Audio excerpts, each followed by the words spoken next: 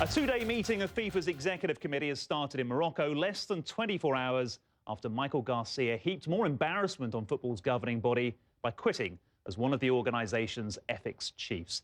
This, remember, goes back to the decision in December 2010 to choose Russia and Qatar to host the 2018 and 2022 World Cups, respectively. The Middle Eastern nation, a particularly surprising choice. It came at a time when FIFA was plagued by allegations of corruption and accused of a lack of transparency. So in 2012, Garcia, a former US district attorney, was appointed to a new ethics structure as head of an independent investigatory chamber, with German judge Hans-Joachim Eckert becoming head of the adjudicatory chamber. In other words, Garcia would pick cases to investigate and Eckert would rule on those findings. In Garcia's resignation statement, he talked of real progress for the first 2 years, but then came his probe into the controversial bidding process for those 2018 and 2022 World Cups. He handed his report to Eckert in September, who then released a summary of his findings in November. It cleared Russia and Qatar of any wrongdoing, but Garcia appealed his colleague's decision, only to be told that that appeal was inadmissible. A day later, he resigned, casting a shadow over the EXCO meeting underway in Marrakesh. Well, I've been joined by Andrew Warshaw, the chief football correspondent for Inside World Football, and Kevin Carpenter, a sports lawyer with Hill Dickinson. Thank you both for being here. And I guess, Kevin, the first question to ask really is Garcia in his statement mentioning he could have gone one step further, taken this to the Court of Arbitration for Sport. Why didn't he? I'm surprised about that. I mean, I wasn't surprised about the resignation because I think his position had largely become untenable at this stage.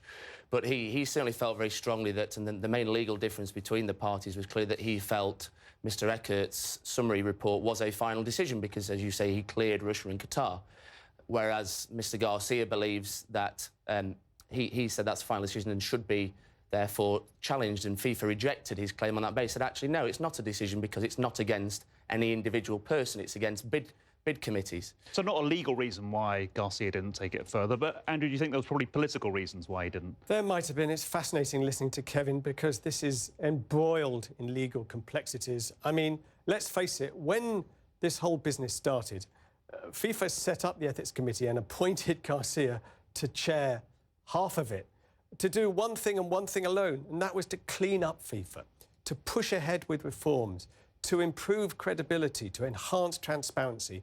What's happened now is the opposite effect, and therefore a new low for FIFA, but they're very good at riding out crises, and I've little doubt they'll ride this one out. And currently at this executive committee meeting, Kevin, we've got the discussion to be had. I think tomorrow it's going to come up on the agenda as to whether or not to publish more of the Garcia report, whether to publish it in full.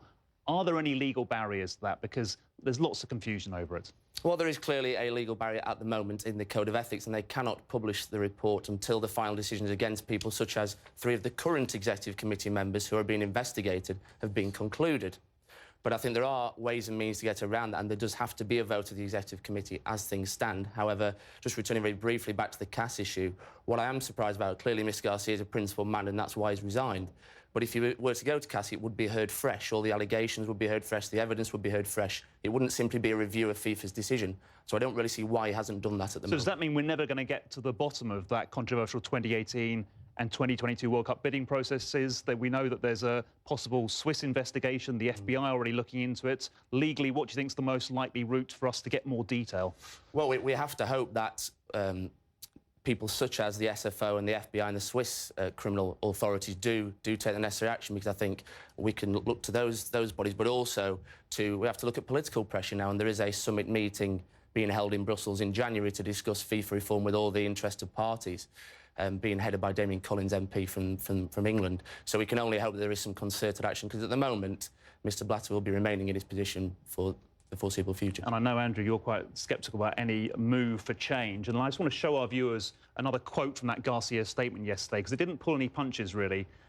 He wrote, "No independent governance committee, investigator or arbitration panel can change the culture of an organisation. It's the lack of leadership on these issues within FIFA that leads me to conclude my role in this process is at an end." Damning for most other people in other organisations, but you don't think it's going to damage Blatter's chances of re-election to FIFA president next year? No, I don't. I mean, it was a very damning statement by Garcia. I mean, he all but accused Eckert of a cover-up without actually saying so.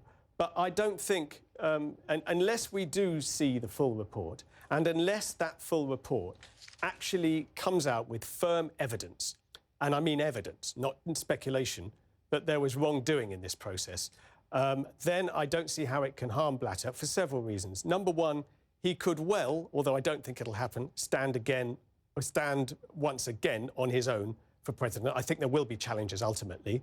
But don't forget, most of the rest of the world are very much in favour of Blatter.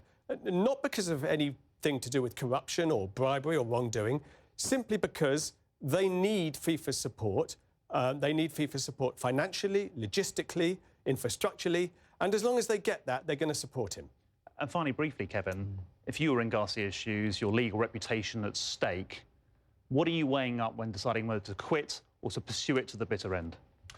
Well, if I was advising Mr Garcia on this point, there would be no doubt that I would advise him to go to the Court of Arbitration for Sport. We saw with the Mohammed bin Hammam case, for example, how they went through the evidence in fine detail and came to their own conclusions at the end of that.